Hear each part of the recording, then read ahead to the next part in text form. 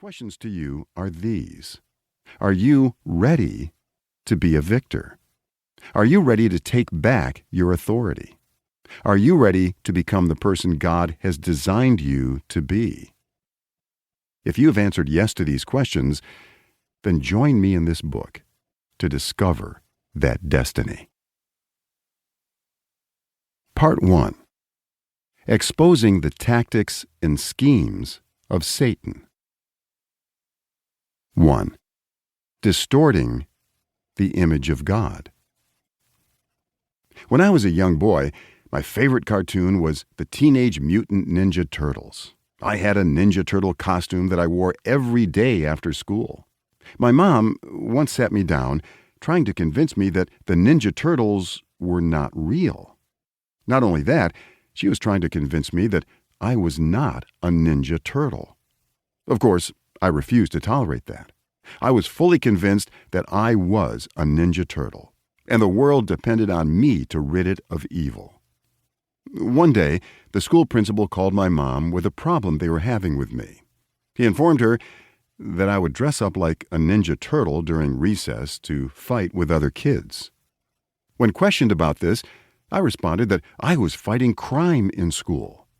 The only issue was that I was actually the one creating the crime so that I could be the hero. That's not exactly the way I should have been a protector. So in essence, the problem child in school was me. My heart was in the right place, but my solutions were creating problems instead of answers.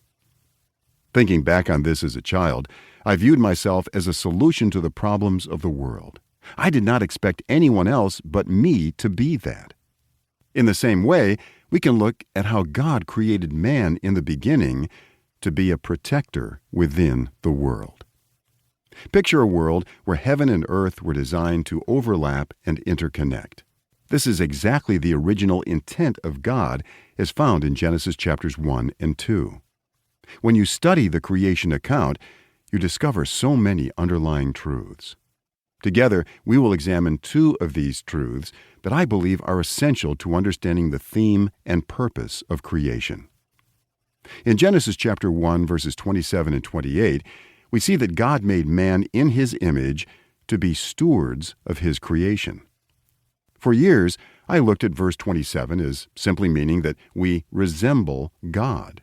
And while this is true, I don't think that is the only point this verse is communicating. Consider this statement, if you will.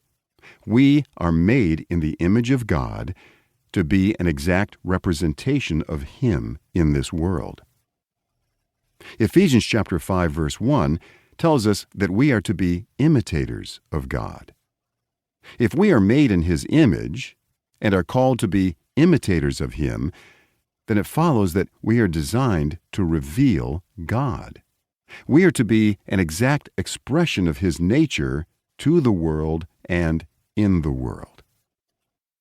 I was an associate pastor at a church in Troy, Alabama, when this truth first hit home. One day in church, a gentleman came up to me and began making a lot of off-the-wall statements about what he saw some people doing at church. Then, he proceeded to tell me that he was falling away from God because of the actions of these Christians. Without thinking, I replied, "Why are you relating what these Christians are doing to God?" It was a valid question because we are ultimately following Christ, not man. However, as imitators of God, our actions should reveal God. When we give our lives to Christ, we give up our right to merely represent ourselves. In the same way that we see a reflection of ourselves when we look in a mirror, when we look at Jesus, we should see a clear reflection of who we are to be in the world.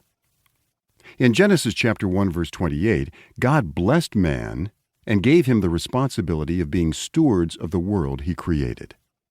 I think this reveals two specific things about God's original intent for humankind and for the world.